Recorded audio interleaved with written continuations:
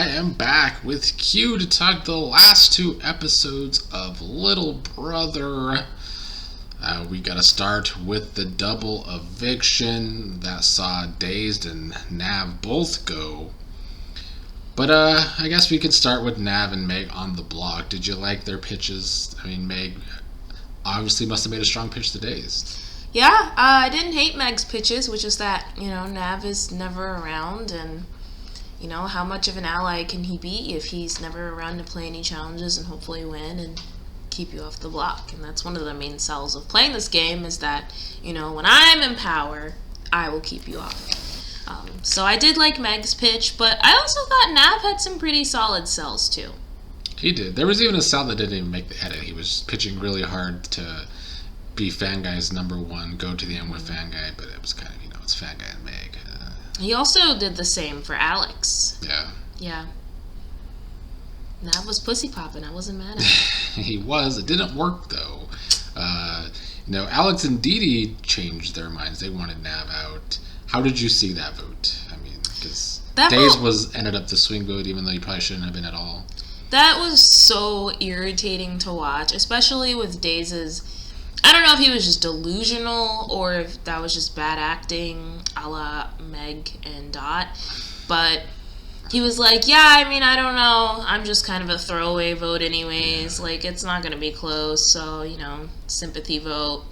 And then, once he gets in the chat, he's like, if anyone wants to convince me either way, like, I'm open, but...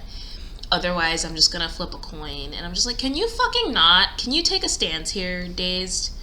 Yeah, it didn't make sense for his game to play that way. I felt like he was trying to do 3 different strategies and won this round, and none of them were that logical to me. Listen, there are moments in this game where you want to stay out of it. You kind of just want to be a number with a voting block and be done. But then there are other moments where you have to get your hands dirty. You have to take a stance. And this was one of those moments where he had to just pick a side. And... if the person that he didn't pick felt some type of way about it, tough luck. He tries to go too far with not getting his hands dirty and just kind of makes himself look fucking stupid.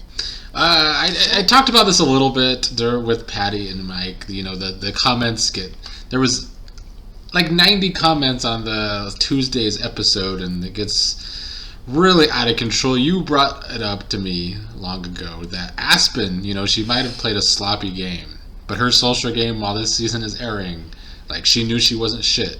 And so she, gets away scot-free from being a villain. Meanwhile, Leanna and Dazed like to argue with everybody, and now I feel like they're the villains of the season. Yeah, I kind of spoke on this a few podcasts back, where you can't get mad at the viewers for responding to what they see. And the reality is that if something doesn't make the edit... or really, if something doesn't make the edit, if you left out information in your confessionals, whatever may happen, details of a certain deal didn't make the edit, it's tough luck. The viewers don't have that information, and so we're all just watching this for the first time and kind of giving our assessments. And I feel like a lot of these players, and this is no shade to Daze, this is shade to every single player that's been commenting this season, everybody wants to try and let on that their game was way more strategic than it is, or maybe it was strategic and it just got cut out. I don't know. They do try to do a lot of rewriting what actually happened. I can imagine. But you guys stand in your shit. Whatever airs that's the edit that you get, and people are entitled to feel how they feel about it. And that's just a part of being a cast member. Yeah, I will say, though, I do feel like the relationship in this game, being a returnee season, it's way more complicated than black and white, and, I think that some of these people are friends outside the game, some of these people have podcasted together. I don't like some of these accusations, honestly. But also, I think it goes both ways. It's reductive to, reduce something down to race, but also we can't ignore that race permeates. Yeah. That's why it's implicit, right? That's why implicit biases exist. I can see both sides, but ultimately, viewers are allowed to feel how they want to feel about it. Yeah, the double was that episode, Dazed following Nav out the door because Leanna won HOH and Didi won the veto. This time didn't use it because Dazed, nobody believed Dazed that he voted to keep Meg. Because he was such a hoe with how he should have just picked a side. If he had just said, I'm voting for Meg because it makes more strategic sense for me to keep Meg because Nav is never around. Just say that and be done. Like, all of this pussy popping and, you know, oh, I don't know, like, it's not, my vote doesn't even matter anyways. Like, it screwed him over in the end. And also, if I'm Didi, I'm fucking pissed that I even used my fucking power of veto on Days in the first place. Like, Didi's whole thing was, I want to solidify getting Meg out. So I'm going to take Dazed off so I can have his vote so that he will, you know, undoubtedly vote Meg out. And then here this fucker goes like, oh, my vote doesn't even matter. I'm just going to fucking flip a coin and throw it. Bitch, are you kidding me? If you were going to do that, you were as good as just staying your ass up on the block. Like, what is this? So I really feel like, I mean, obviously it was kind of unanimous to get Dazed out, but I feel like having Didi change her vote and going from pulling Dazed off the block to voting him out is like really just a major indicator that you fucked up. Like, he just played that so poorly. That was a bad round for Dazed for sure. It's ever since the HOH, his game has just been downhill. Yeah. Do you have any other thoughts on that episode you wanted to talk about? Didi's drinking. Didi sure was drinking that damn Alizé. I know what that bright blue liquid was. I didn't even know people still drank Alizé. I thought that was some fake ass drink in the Parkers. Yeah, I thought that was like the 2000s drink. Yeah. But also, I find it funny that, you know, Meg is like, oh my god, Days, like, you scratch my back, I'll scratch your back. That's what we've been doing this whole season. Not an alliance, though. Let's be clear. Scratching each other's back is not an alliance. Well, I said this with Mike and Patty. I want to see if you agree. Because of the comments going on in the comment section. Mm-hmm. That I felt like what really happened in this game is that Meg played the hell out of Days in this game.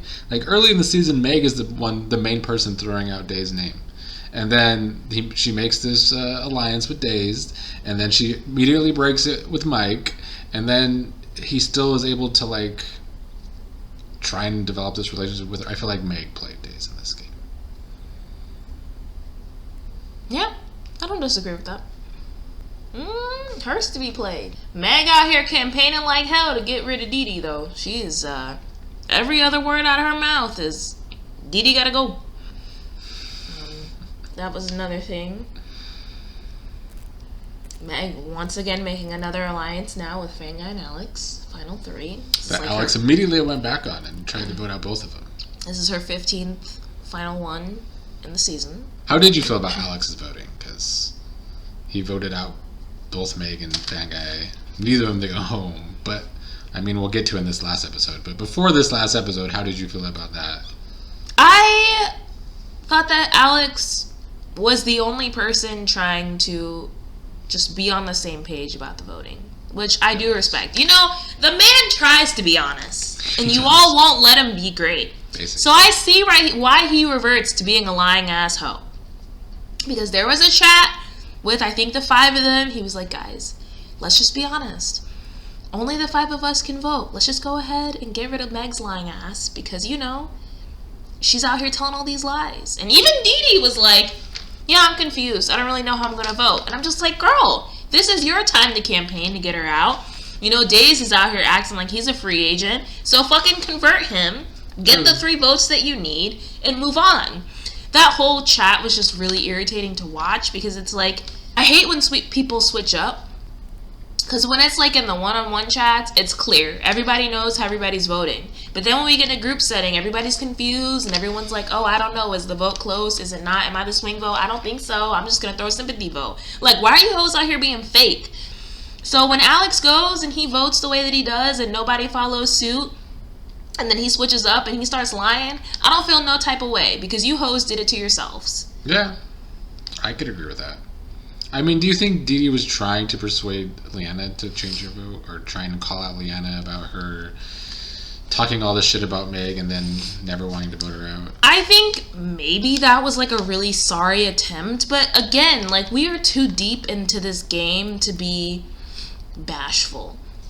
At some point, you have to pick a target. If you know that you want Meg out, it's already gotten to Meg that you want her out. Lean into it and try and make an honest attempt to get your fucking targets out. And that's one thing that I really appreciate about Leanna, is that when she paints a target, she makes it clear, and her track record is... She's very precise at getting them out. kiss. She might get tunnel vision for a while doing it, but she is precise at getting them out. Yes, like, stop with this whole pussyfooting around it. Just get your target out and be done. But I would have to say my biggest question of the episode is, so D, how did the twist out turn out? What did it look like? Show us pictures. I want to know. You was twisting your hair this whole episode. How did it turn out? Was it fire? Did you let it dry to completion? I'm just trying to know. Let's move on to this next episode. The HOH is trying to guess which player played first right here on this channel. Fan Guy, an avid viewer of online competition games, wins the HOH. I mean, I would have won. Okay, but you're not in the game. You and Patty just like to be like... Well, you always ask me, what were your thoughts about the competition? You know that I would have won. How many did I miss? The only one I missed was the Hannah one, and that one was the fuck shit one. That's true. I don't remember how many Fan Guy missed, but... I only missed one. I would have beat you, Fan Guy. That's the fun of being a podcaster, is I get to say that in retrospect I would have won the game. So... And podcasters love to do that.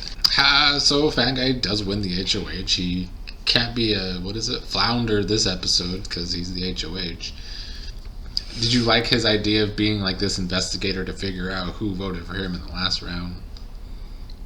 Even though in the end he didn't put that person on the block. We'll get to that. But at first I was like, why is he going so hard on this one random vote? You know, like, anytime you go up on the block, you're always going to catch a couple strays. Like, that's just the business, you know? So I was, like, very surprised that he was just going so hard. He's like, whoever the fuck it was, you're out of here. Well, I think it's because nobody wanted to admit to who it was. Yeah. That, but then also I kind of realized that, he needs a target, right? Because, he's kind of in with everybody a little bit, you know? Now even Leanna's like, oh, Fan Guy, I'm not targeting you anymore. What? You've never been my target. I know I put you up like twice, but you've literally never been my target. What are you talking about? Oh my god, what are you talking about? So, I wasn't mad at his investigation. He had some good leads. He didn't follow them. He had some bad leads that he did follow, and it is what it is. Should Leanna be his main target? That seems to be his main target. However, the voters seem to be, or most of them seem to be wanting Dee out. I think Fan Guy should have leaned into being a Scorpio in this moment. Let's channel our Monet. He should have leaned in. Also, FYI for the viewers, I am once again sick. So if my voice sounds like it's on the struggle bus, that's because it is. Time to start taking vitamins. Shut the fuck up. I think Fan Guy should have leaned into being a Scorpio, and I actually think that he should have targeted the person that was, you know, in his intuition. Meg. Why? I think he should have targeted Meg. Because it's Meg and you want Meg out of there? No! I've actually been very fair to Meg this whole podcast. I mean, why do I have any reason to hate Meg? I've only ever beat her. So, there's no animosity on my side. She's the one that unfollowed me on Instagram. No, it's not because it's Meg. It's because Meg is actually a lying-ass, scheming-ass hoe. And Fan Guy has every right to question her, given her track record. Yeah. So that's why I think that if Fan Guy had chosen to flip on Meg, he has, like, a rap sheet of all of the things that she's done. Yeah, but I guess my question is, though, like, if he turns on Meg, like, then he loses a number for his own. But I just said that Fan Guy's, like, actually kind of in with everyone. I mean, you say that, but, like, is he really in that deep with Leanna and Dee? Well, we're only in the final, or we're already in the final 6. What's it going to be, a final 2 or 3? A final 2, but, like, I'm saying, like, if one of them wins, then that's HOH. I'm saying that Fan Guy is honestly in a good enough position where he can be like Alex or Dee, and he can kind of just maneuver his way to the end each vote. I'm saying that he really doesn't have to be as linked up with Meg That's true. as he thinks he needs to be. And I think, as Alex so eloquently put it, he doesn't... I don't know that I agree, but he doesn't necessarily have the best chance against Meg as he does against other people in this game. So that's why I do think that turning on Matt Cutter right now, I don't think that that's the worst for his game. You might be right. I just feel like this is the difference between, there's like two kind of players. There's the the Alexes, the Didis, the Patties, the Mikes, who kind of work by themselves a lot, and then you got the fan guys and the Megs and the Dots who like to have some allies in the game. They feel more comfortable playing that way. I think fan guy definitely is in that ladder. But I think that no matter which side of the spectrum you fall on, you always get to a point where it's truly every man for himself. And I think that the final 6 is kind of that point where it's like, listen, I think he can finesse a couple more rounds without having Meg around necessarily and still be okay. You pointed something out while we were watching this. Like, if he is trying to get Liana out, he doesn't have a lot of options to put against Liana to maybe have the votes to get her out. Which means I think we got to put some respect on Liana's game here and her strategies. First of all, who the fuck is we? That sound hella French. I don't speak French, baby. That's third person plural right there, because I have always put respect. But I think Excuse me, that's first person plural. I have always put respect on Liana's name. You got to put some respect on her name. I've always respected Liana. I mean, I don't feel like I've disrespected her unless he was cheating, but I think her game, like in the comments, some other players and some of the commenters try to like discredit her game, and she has been sloppy at times getting her way, but she does always get her targets out. Well, I mean, the New England Patriots cheated, and look at them. True, and that's the best of the best. That's why everybody hates them too. I just feel like Liana has gotten out the right players at the wrong time. You know, Days kind of got out the wrong players at the wrong time. I feel like Liana has gotten the right players out for her game at the right time to set herself up in this position at Final 6 where there's not a lot of options that if she's next to him right now anyway, she would go home this round. Wait, so you're saying, are you saying that Liana got the right players out at the right time or the wrong time? At the right time. I think you misspoke and said the wrong time. So, I totally agree. And yes, as I stated while we were watching, there is no one that Fanguy can put up except Monet that would definitively send Liana home. Yeah. Because it's looking real rocky for D. And given how the comments have looked between those two, something tells me D may not make it out of this alive.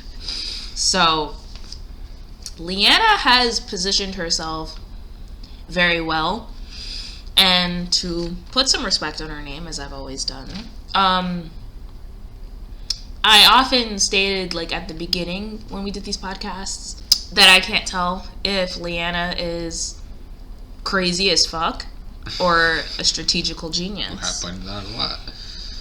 And I feel like as we get closer and closer to the end, she's a little bit of both. She's a little bit of both. But I would say it's about 53% strategical genius. I can agree with She that. doing the do, and I ain't mad at it. The fact that and like the thing about it is that this is like kind of what I'm saying too about it being every man for themselves, because the thing about it is that the people left in the game are not particularly close allies of Liana. D is not particularly close to her.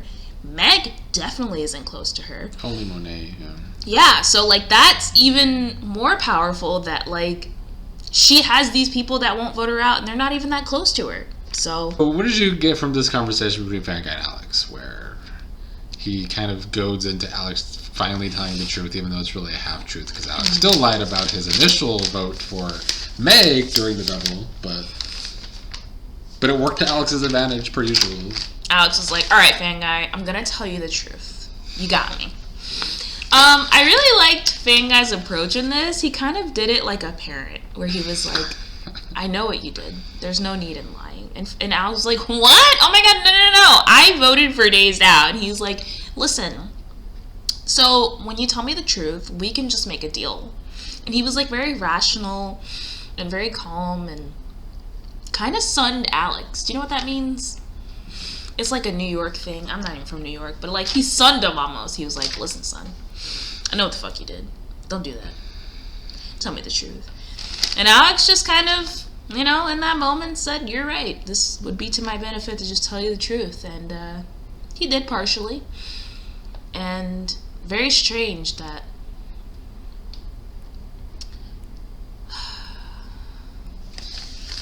I can already see how the comments are going to go on this. On paper, it looks like the Asian man lies and then decides to tell a half-truth and is redeemed. And the black woman, who only ever did what she said she was going to do, goes home. Or gets voted, the black woman who only ever did what she said she was going to do gets nominated, right? Like, she's punished for telling the truth. However, if we look at this a little deeper, kind of beyond race, as you were saying, I do understand why Fanguy is doing this. Not saying that I necessarily agree, but I do understand that he thinks he has Alex a little bit more. And I think that this is kind of one of the things that I like about Dee, but one of the things that makes her really hard to work with is just that she's a Sagittarius, baby. No one will ever possess Dee. No one will ever tell her how to vote. No one will ever tell her what to do. And so I can understand why Fanguy thinks that Alex telling me I'll be safe for the next HOH round, I believe him with that, whereas with Dee, I just don't know. However, I would make a counter argument that he could have just made the same offer to Dee. Well, that was going to be my next topic, though, is that Fanguy got sloppy here, like almost every other HOH this season, where with his conversation with Dee, he's telling her, I ain't going to put you up tonight. Maybe I could work with you and Monet, and then 20 minutes later, he puts Dee up. Yeah. It's like promises that you shouldn't be making at this point if you're not going to stay to them. That, and then kind of, again, to my point, that, like, the same grace that you showed Alex and, like, your willingness to work with Alex and trust Alex, you could just try the same thing with Dee. You could have been like, listen, I know what your track record is. I know that you're an honest player. And I'm interested in working with you for a round. And if you can solidify to me that you won't put me up for the next HOH, you're good. So, like, it's just interesting to me that he would choose to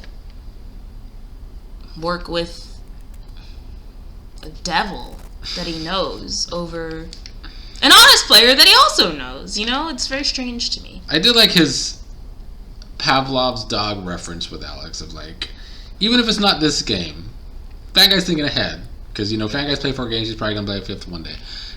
If I'm in a game with Alex and I told him the truth here and I got him to tell me the truth, I can honor that in the future. I did like that point, but it is Alex and he still only told a half truth. He did only tell a half truth, and at the end of the day, you're still rewarding someone for being not trash, as opposed to rewarding someone for being honest and, like, having good character and integrity in this game, which is problematic. Yeah. Any other thoughts on Fanguy's HOH and the nominations? Are you saying Miracle's going to be in the comments? I'm just saying that I'm aware of the optics of how this looks. And I'm not saying that I agree or disagree with any of the assessments in the comments thus far. Either way, I see both sides. I still just want to make it clear that this is literally a returning season, and there's biases for sure, but I don't think it's all racial biases. There's biases of people that have been in podcasts together for years. But then as a viewer who's not aware of all of that, that's true. You can't get mad at how the viewers feel about it. But more on Fanguy's HOH. It's mostly just me dragging the fuck out of Meg for being untrustworthy. Would you like to talk more about that? Well, I kind of hinted at it, but just like, I'm not even saying that I think that Meg will be untrustworthy with Fanguy. I have to talk soft because my voice is just like not having it. I'm not even saying that I think Meg will be untrustworthy with Fanguy. It's just that I understand Fanguy's skepticism, and I think it gives him every right to turn on Meg, given her track record. And I do think that, kind of how I was saying with Alex, like, there needs to be some comeuppance for when you play this game sloppily and when you tell lies. And just the decision to reward players that lie in this game and that lie poorly and that are messy and have all of these allies, like, it's interesting to me. And I kind of just think it would be spicy if he turned on Meg. Yeah, I think Fanguy would admit this himself, that I think he has said it during the season, that he can be soft in these games. You know, personal connections. Yeah. He holds close to those.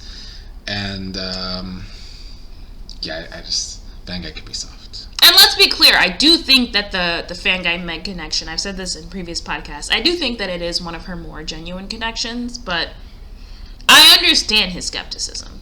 I had something else I wanted to say, but I forgot. About who? Fanguy. Was it about his soliloquy? No. Fanguy, baby. Nobody wants to see you in power for one reason and one reason only. Every time you have to make a decision, there's a 15-minute soliloquy about it. We don't care. Make your choice. You said what you said. It's okay. Let's move on. Yeah. I just think, Fanguy being a softie, getting messy and sloppy with this, it's kind of how you lose a jury vote 101, honestly. Tell Dee, hey, I'm going to do this, and this, and then 20 minutes later, you change your mind and do the opposite. And Fanguy has called this out in the past when he was a juror, so he should know this. And you know whose jury vote he would have if he flipped on him? Is Meg. Yeah, probably Alex, too. But, you know, Well, Fanguy's salty good. old D. Fanguy's good at getting second place, you know. That is true. Well, let's get to your ups and downs. We will start with Dee. Dee, I have going down. God, I feel like I've said that like 4 weeks in a row now. Hasn't been looking good for her, though, for quite some time now. Her name's just been getting tossed around so much. And we might see the outcome of that, which is her up on the block and potentially getting voted out if she doesn't win the power veto or someone doesn't take her down. So, Leanna, for being up on the block, I have Leanna up for the exact reasons that we just mentioned, which is that right now against Dee, things aren't looking too good, or things aren't looking too bad for Leanna. And even when Dee leaves, things don't look awful for her. So I think Leanna's actually kind of up in this situation. And this is, I mean, out of all of the scenarios, this isn't the best, but this is a good scenario for her to be in. I think the best could have maybe just been like Alex. How about Alex? Alex, I had neutral. Because even though Fanguy decided to do the whole Pavlov training and bone and shit, his name is still getting tossed around. And Fanguy already has that skepticism with Alex being a lying ass hoe. So I do think that could come around to bite him in the ass. And if you look at the board, Alex really has no true allies left in this game. I don't know that I buy the whole Meg Fanguy trio thing. But I don't think that's the worst position for Alex, because we know that he's really good at finessing and maneuvering in these situations anyways. So, how about Meg? Meg, I have neutral. Alright,